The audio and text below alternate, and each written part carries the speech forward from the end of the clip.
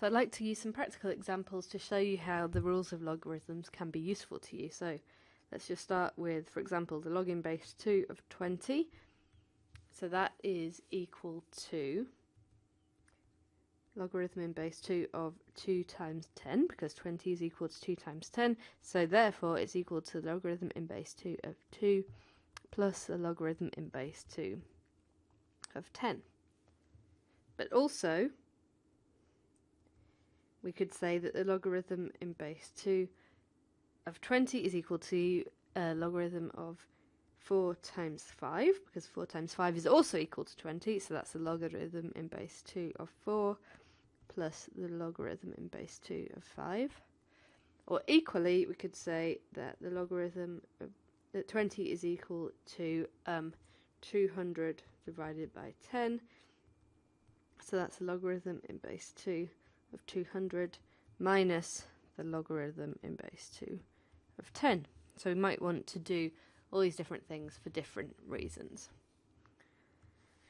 Now how about the logarithm in base 10 of 100?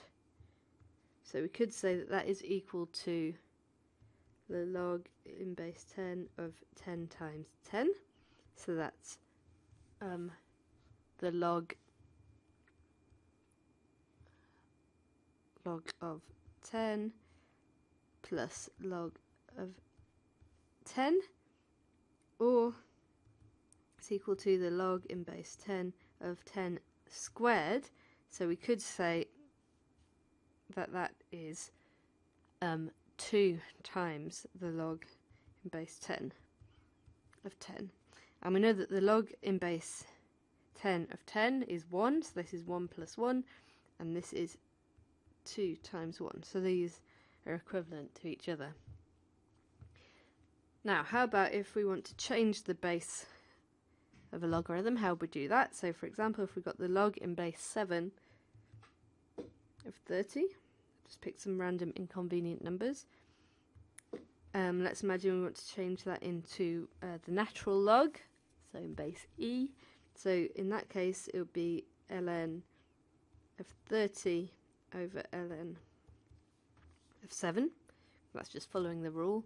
Or we could change it into any old base we chose. We could choose to use the log in base 200 if we wanted. So that would just be the same, log in base 200 of 30. Obviously we'd never want to do that, but log in over log in base 100 of 7, just the same. So any base we choose. Finally, here's something a bit more complicated, just for fun. How about if we've got 3 times the log in base x, log of x, plus 2 times the log of x plus 1.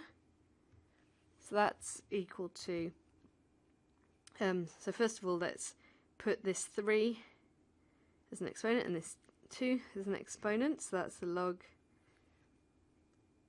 of x cubed plus the log of x plus 1 squared. So just done